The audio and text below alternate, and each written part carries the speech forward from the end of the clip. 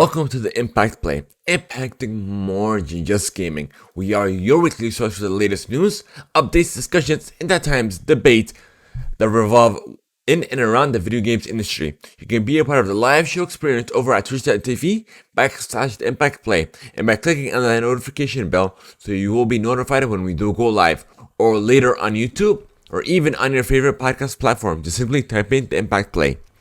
I'm your show host Mohammed, otherwise known as It's Yagu. This is episode 73. On this latest episode of the Impact Play, we discuss all that we are excited for as we begin this next generation, what we are playing, what we look forward to, in addition to highlighting the top stories affecting the gaming industry. So without further ado, let's get right into it, folks. So, what I've been playing so far lately, I've been focusing on Assassin's Creed Valhalla, but I'm in love with this game. As soon as I booted it up, it reminded me of Horizon Zero Dawn because I'm still doing my playthrough of that as well. But it has that feel, that has that vibe to it, which is of course in that same timeline, but it also has the game mechanics that Assassin's Creed is known for. So the stealth, you have the assassinations and what have you. So I've just recently started playing it, and once this is just my first impressions because I've not completed the game. So the game, it has a few kinks in it, which I'm sure will be fixed later on. And there's also one big hiccup with the game as well. If you are playing it on the original, on the Xbox One, not on the new console, the Series X or S, there is a bug where if you're using a new controller, a Series X or Series S controller on Assassin's Creed Valhalla, and I believe I've heard reports with Watch Dogs Legions, where the new controller will keep on disconnecting and reconnecting on its own, so it'll make it unplayable. So far, there hasn't been an update for it, and this is on Ubisoft side because I've done some tests, and this is the only thing where this happens. So hopefully they'll have a fix for that soon. But in the meantime, be sure to use your older controllers. Okay, but that's about it. I do also have Call of Duty Black Ops Cold War waiting for me on the PS4 as well. But as soon as I complete Valhalla, I'll get into Cold War. I'll do my review on that as well. And Spider-Man Miles Morales, hopefully by the end of this month, I'll be able to do a playthrough of that as well and give you guys my thoughts and my review on that.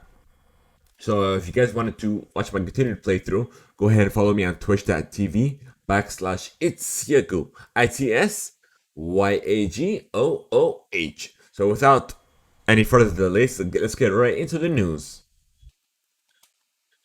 So let's see, what do we got? Oh yeah, next generation of consoles. Because I have everything all set and so I can discuss this. So regardless if you're on the PlayStation 5 digital, PlayStation 5 physical, the Xbox Series S or Xbox Series X, or even the NVIDIA 3080, 3070, 3080, or even 3090 graphics cards. However you play your games, just simply have fun. So in this, I know we usually bash either brand, Xbox or PlayStation, because we want them to improve. But this time we're just celebrating a new generation of gaming. So we're just gonna discuss the best of this generation. So let's get into it. We we did get a state of play, and it did highlight the Neo collection, which is announced for the PlayStation 5, will launch next Friday. It will feature 4K support and up to 120 frames per second, and this is the 4-year anniversary remastered edition. So you have Neo 2, the complete edition which is now available, which will be available on the PS4, Neo 2 Remastered on the PS5, Neo Remastered, the complete edition on the PS5, and the Neo Collection on the PS5. Players who own the Neo 2, the Complete Edition on PS4, can upgrade to Neo 2 Remastered, the Complete Edition on the PS5 at no additional cost. Players that own Neo 2 on the PS4 can upgrade to the base game, Neo 2 Remastered, and receive the PS5 version of any DLC expansions they own on PS4. And this is the way it should be on both consoles. Upgrades for disc copies of PS4 versions are only available if you have a PlayStation 5 console with Ultra HD Blu-ray disc drive, of course. To play the upgrade, just simply insert a PS4 disc in the PS5 and it'll navigate Game Hub and select the upgrade offer to download the corresponding digital PS5 remastered version of the game. If you purchase a digital copy, a PS4 digital copy, simply navigate to the Game Hub on your PS5 and click on the upgrade there. So it's not instantaneous. You have to go out of your way to download the the corresponding upgrade. Okay, now let's get into the state of play. Descend into the world of Demon Souls. All right, let's see. We have the first details on the soundtrack. We have further info on character creator and photo mode, and we have a new gameplay trailer. That's essentially it. But yeah, if you guys are excited for Demon Souls, be sure to check that out. Check out that new state of play. All right, here's 15 tips to make the most out of your new PlayStation 5. And this is coming from Kotaku. The main dashboard. I guess we're not. Yeah, you learn your way around the dashboard. Let me get into this real quick. Conserve energy. Oh yeah, here it is. So on the PS4 you have rest mode, but on the PS5 it's called power saving mode. And then let's see.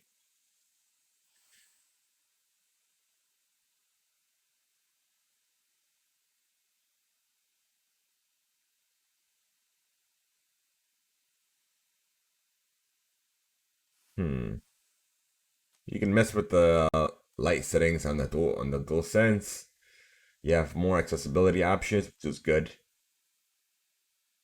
Oh, there's another thing with trophies. If you're on the PS5 now and you're into trophies, there is, I don't know, a bug, or I guess hasn't been implemented yet, but there's something going on where if you're on your PS5 you won't see your trophies that are on your PS4. Like they won't synchronize or merge. So hopefully Sony will have a patch for that soon, but they haven't said anything about that. Alright, let's go on to the next one. Over 100 backwards compatible PS4 games might have some issues on the PS5. So the vast majority of the PS4 catalog will work on the PS5. Da, da, da, da, da. When playing on the PS5, the game may exhibit errors or unexpected behaviors, and some features available on the PS4 may be absent.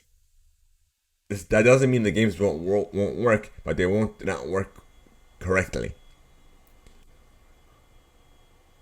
So Assassin's Creed Syndicate is one of them. Then Unity you have as well, and you have like other games. Grip, Everybody's Golf, Hellblade, Flint Hook. So I know they said only five. Apparently, 5 games went backwards. Only 5 games won't be backwards compatible. It's a lot more than that. This game, if okay. So I guess 5 games aren't backwards compatible at all. While these games are, but even though they are, they will not work correctly. So please be sure to take these into account. So don't get rid of like what I do with Sony. When as soon as I didn't get the PS5 just yet. I'll get it hopefully sometime next year. But when I do, I won't get rid of my PS4 because I know it's just like this Sony has been known for. It's cross generational and even backwards compatibility. So let's go into this further. Let's see. turn off your PS5 faster, simply scroll left and not right. Okay, Kotaku, best way of doing so. The PS5's Control Center. I'm still not seeing anything here. When you hit the PS button, you'll have to scroll down from the new icon to get at the main function bar. In other words, your new muscle memory method should be this. Tap the PS button, head down, then left, X, down, and then X. It's a lot more complicated than what you're used to. But yeah, hopefully you'll get the hang of this, even though it's a brand new console. Let's see. Yep, we talked about that. Xbox Series X and S, 70% of owners have Game Pass, which is such a huge number. Because Game Pass, I've been pushing Game Pass as well. I have Game Pass Ultimate. Because it's such a huge deal. It is the Netflix of gaming. Because why wouldn't you? You have PC gaming, console gaming, and you also have other perks such as Discord, and then you also have Disney Plus, and now EA Play. So the reason, if you're on that ecosystem, whether you have a PC, an Xbox, XCloud, what have you, it's simply like you can't pass up. You can't pass it up. You have to have it. Speaking of XCloud or cloud gaming, let's see, where are you? Nope, not you. Microsoft is rolling out xCloud to 4 brand new markets: Australia, Brazil, Japan, and Mexico this month. So it's nice that other countries will be a part of this amazing ecosystem. They'll have access to this ecosystem, I should say. Right?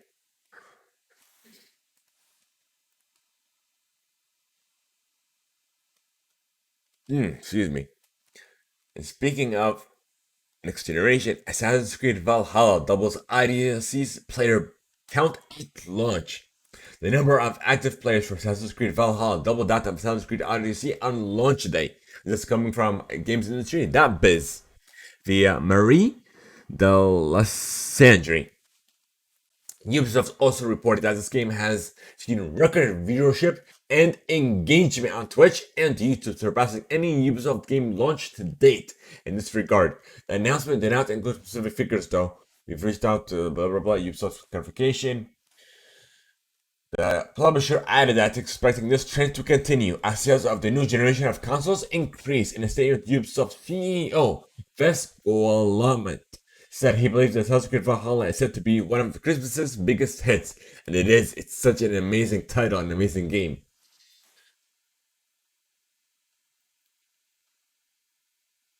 And the critics are saying that it is one of the best entries in the franchise. So it is.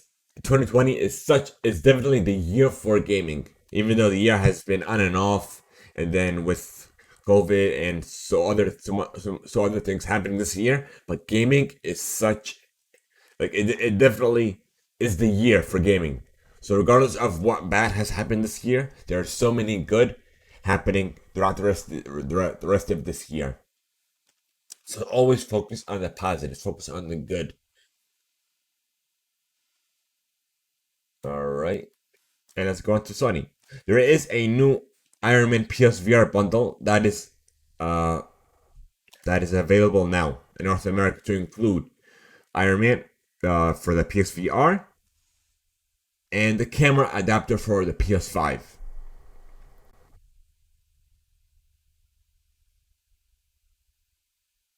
So I've already seen this in store. So it has the PS. To get into the specifics, it has the headset, the camera, the PS camera, two PS Move motion controllers, Iron Man VR Blu-ray, the demo disc, and all of the necessary cables, and so on. Okay, now let's get into Ghost of Tsushima. Ghost of Tsushima has sold 5 million copies since launch. It's another success story for PlayStation's first party studios. Sucker Punch Productions exclusive was released on July 17th this year, and PlayStation Worldwide Studios boss Herman Paulson tweeted that it has now surpassed 5 billion units sold. We know about that. So this is coming from GamesIndustry.biz via Matthew Hurdrahan. So kudos on them. Congratulations. Sucker Punch. Like I haven't tried this game, but I will. Hopefully, I don't think I'm gonna be able to later on this year because there's so many titles. So hopefully I'll get into that game and I'll give you guys my perspective or my thoughts on them. On it. Alright, let's see what we got. Genshin Impact was also the top grossing mobile game worldwide in October, abroad at nearly $239 million in player spending. And this is a free to play title, keep in mind. So, mobile gaming is such a big deal. It's such a niche market, but it's still growing. Even though it's still not as popular in the US, it's popular in so many other countries where access to consoles, gaming consoles, are limited. Okay, let's see. Speaking of mobile gaming, PUBG Corporation is going to some lengths to ensure PUBG Mobile is still available to Indian players. And this is another article coming from GamesIndustry.biz via Brandon Sinclair. The company today announced that it is readying PUBG Mobile India, a new game specific to the Indian market, created after the Indian government banned the Tencent developed PUBG Mobile in September. So, it looks like they're working on a workaround similar to what Xbox Game Pass and Amazon Luna is working on a workaround to bring their services over to the iOS platform. So this is similar because it has been banned in India. Let's talk about this latest news. Hey, welcome. Hey, sorry guys, no spam. So let me go into this. Hold on. Time out. I do this. Time out. So like this guy just going into other people's live channels and just putting spam in. Okay. Sorry about that, folks. Let us continue. Nintendo is reviving the Game & Watch, one of its oldest handhelds from the 80s. This is before I was even born, because I was born in the 90s, and the first console that I had was an original Nintendo Game Boy, and then shortly afterwards, the Nintendo Game Boy Color. And I started with Pokemon Red for the Game Boy and Pokemon Yellow for the Game Boy Color. And it is available now but unlimited stock. And I was able to secure mine from GameStop, and hopefully either today or tomorrow I'll be able to pick it up. Actually, let me go check on that status. GameStop. Let's go check on it. My account.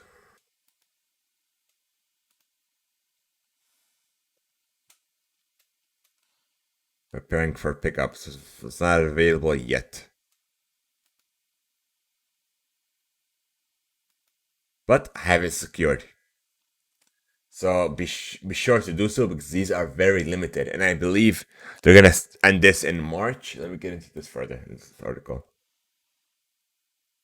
Game Boy counter first introduced in 1980 and produced until 1991. Responsible for putting Nintendo on the map. It was Far Cry from the Nintendo of today, which clearly puts up best-selling games. Game & Watch was a series of handheld games Nintendo sold before the world fell in love with the Game Boy. Back then, the black and white Game & Watch only played a single game each. The new Game & Watch takes the shape of the original with its red and gold design, but charges by USB-C, comes in color. It plays 3 games: Super Mario Brothers, Super Mario Brothers: The Lost Levels, and Ball, the Mario version. Only Ball, a juggling game, stays in black and white. Fans of any Super Mario game will immediately recognize the iconic music. A multiplayer mode for Game & Watch just means you can play first as Mario in Super Mario Bros. And then let a friend or family take the console to play as Luigi. So it's not like you could have each other's different game and watch and play together. It's just you share the handheld essentially.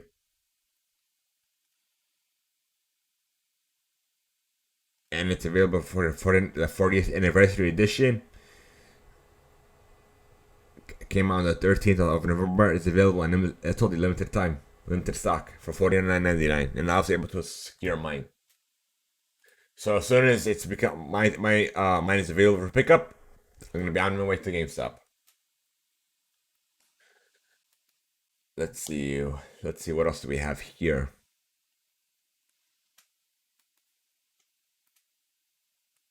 Okay, so police the police descended on Ubisoft Montreal, and local press outlets reported ongoing hosts and so an apparent hostage situation at the studio. And there was an update that it was just a hoax. But come on, guys. Regardless of who you are, I've even seen this on people's live streams where people are mad at a game and they just call it's called swatting. So they called the police over at the broadcasters or live streamers' house. Like, come on, people can get killed just for over a game. It's simply just to have fun.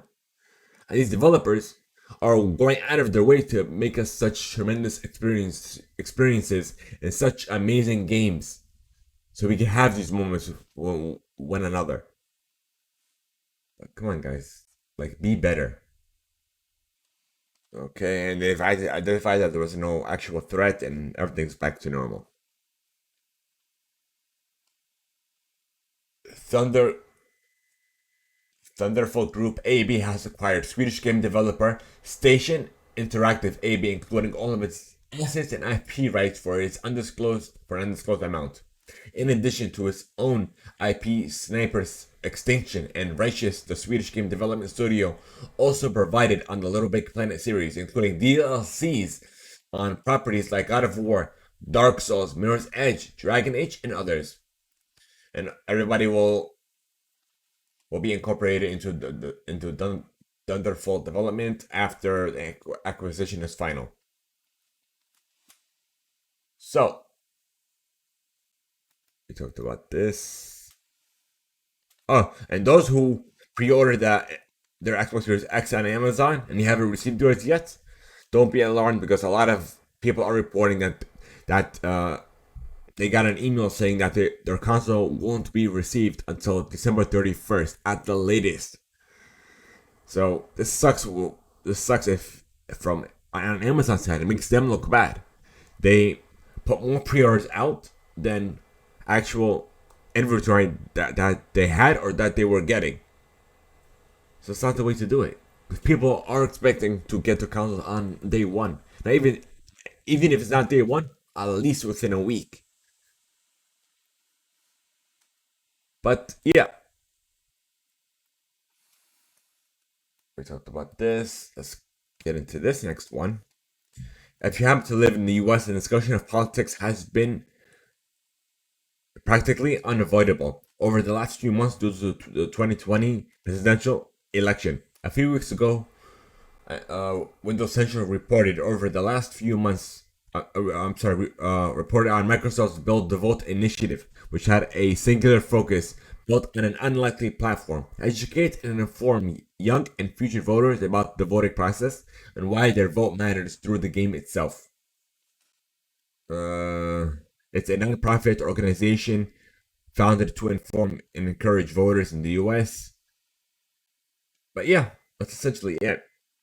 It essentially educates young people about voting through gaming, which is not the first, but it is such a humongous game that we had to discuss it.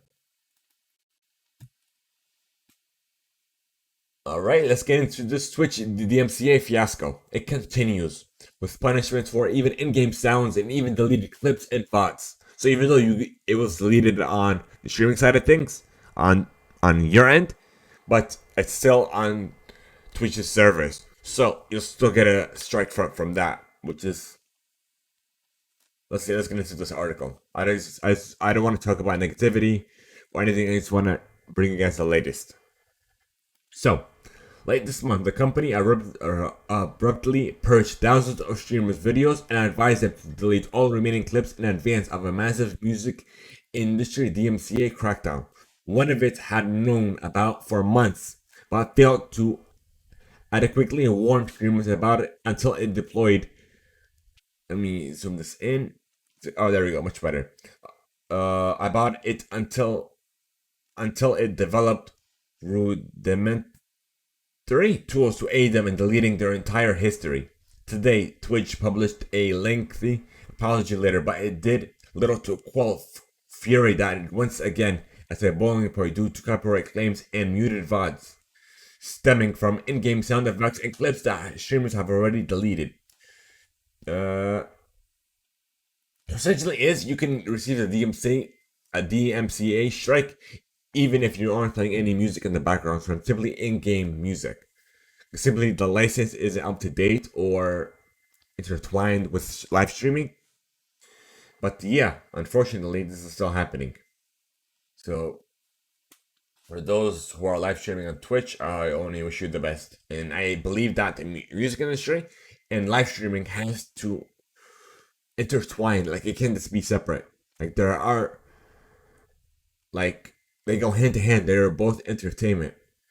So the entertainment industry has to work together to just build the bridge together with one another instead of just burning it all at once. So speaking of Twitch, T-Pain is live on Twitch making free music for streamers to use to avoid getting DMCA claims. So you can simply check this out. And yeah, so let's get into Steam. Steam is launching a new feature that lets developers set playtests for their games without having to send keys to players. Simply called Steam Playtest. The tool will make playtesting accessible directly from a title store page, with developers setting it up via Streamworks. Developers can set the number of players allowed to join the test, and it starts and when it starts and finishes.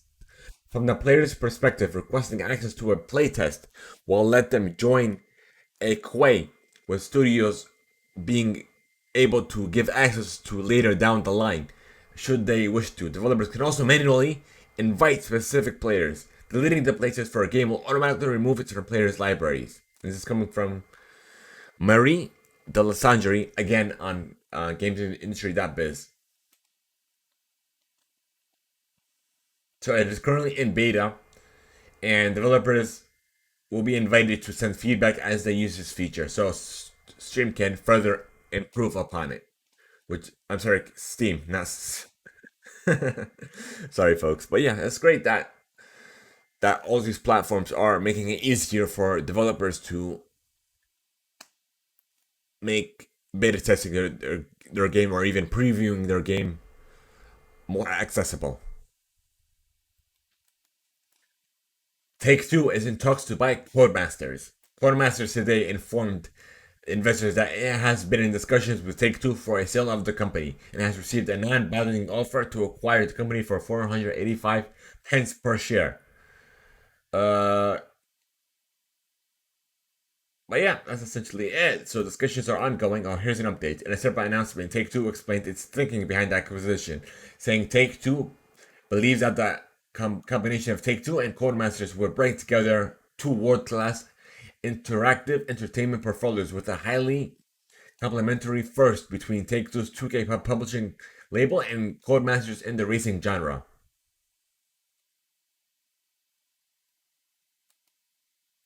Now let's go into the VR side of things. Haptics, the South Korea-based startup making haptic accessories for VR today, announced pre-orders for two new versions of its TakeTwo haptic vests. Starting today, you can put your money down on two new models, the TakeTwo X40 and the X16, going for $500 and $300 respectively. TakeTwo X40 includes 40 eccentric rotating mass vibration motors dispersed across the front and back of the vest, boasting 18 plus hours of playtime from its 9800 megaamp lithium battery. The $300 little cousin, the Tactus X16, reduces the number of motors down to 16 and includes a small battery at 4,900 megaamps and an overall playtime of 22 plus hours. The company says both versions will feature Bluetooth 4.0 and then external audio ports for non-supported games.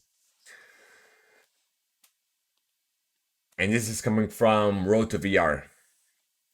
So the bridge between VR, actual VR, is we're getting even closer to it.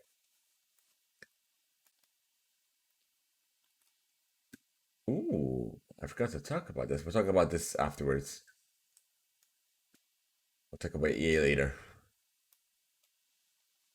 Okay, so let's get into this. Valve, HP, and Microsoft teamed up to create a new HP Reverb G2. And before it hits doorsteps this month, there's already a few software improvements to visually quality waiting for you and the latest version of Windows 10, which also affects other Windows mixed reality VR headsets as well. The update features some notable tweaks, including corrections to chromatic, aberration, and light leak, which in addition to HP Reverb G2 also affects the Samsung IDC Plus and the original HP Reverb G1.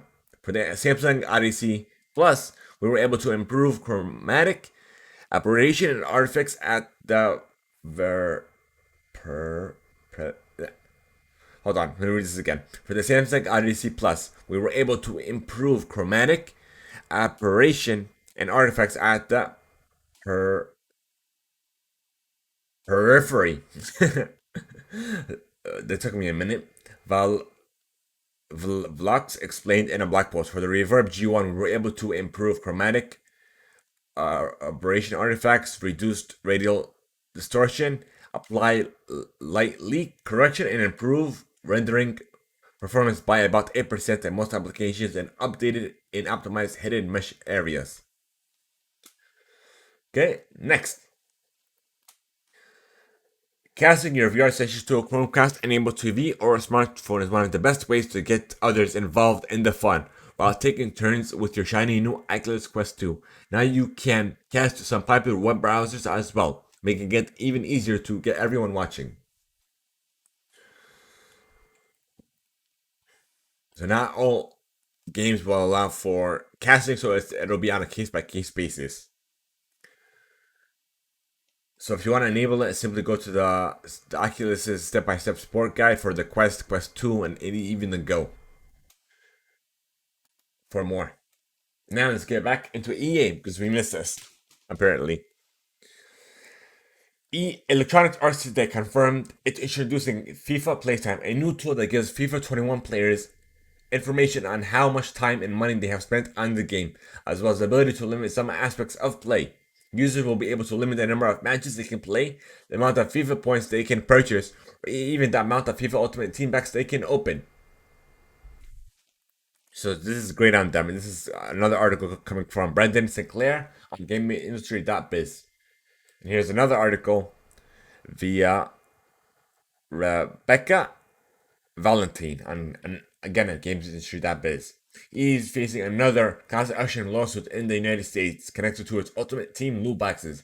This time focused on its alleged use of dynamic difficulty adjustment. In a suit filed in the U.S. District Court of Northern California, plaintiff Jason Zajank and Danielle Williams and Franco Lozano accuses EA of using its patented dynamic difficulty adjustment technology in 3 of its EA Sports franchises: Madden, NFL, FIFA, and NHL, across all games ranging back to the 2017 versions. The plaintiffs say that EA uses this technology, whose stated intention is to allow AI to adjust difficulty on the fly to keep players from becoming either too bored or frustrated with the challenge level of game, keeping them playing longer, to push players into purchasing more loot boxes into the form of player packs, saying that it's effectively making even high stat players not play as well as they should.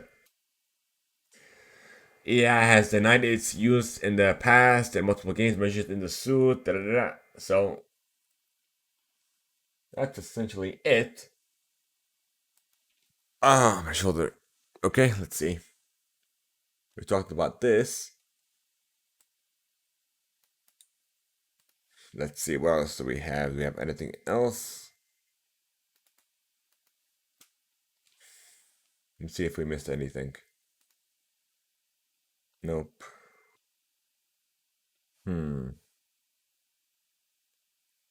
Let's see, let's go through this. Yeah, I'm not seeing anything here. Nothing new or nothing breaking. Okay. So, we did this. Let's check this. And yeah, okay, we're good. So, now, if you guys want to send reader mail, here's how. We want to know your feedback, your thoughts, or even any questions you may have for us by sending us reader mail on our Discord server, by leaving a voice note over at anchor.fm/TheImpactPlay, or even by sending us an email to readermail@theimpactplay.com. So we want to know how your experiences went with the new generation of consoles. So we have either the Xbox Series X, the Xbox Series S, the PS5 all digital, the PS5 physical, or even the 3080, 3070, or 3090 graphics cards, what have you. However you game, let us know. We're sending us reading mail.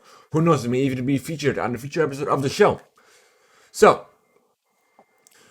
we now have a brand new segment called the Creator Spotlight, where we highlight an amazing creator that on the show that hack, reinvent, or even repurposed everyday items based around video games. To be featured, simply reach out to us at Discord or via email to creatorspotlight@theimpactplay.com. So I believe that's it. Without further ado, thank you guys so much for making the Impact Play a part of your day. If you wish to join our community server over at Discord, be sure to hit !Discord in chat. Now, you can also be a part of the show by leaving a voice note over at anchor.fm/TheImpactPlay.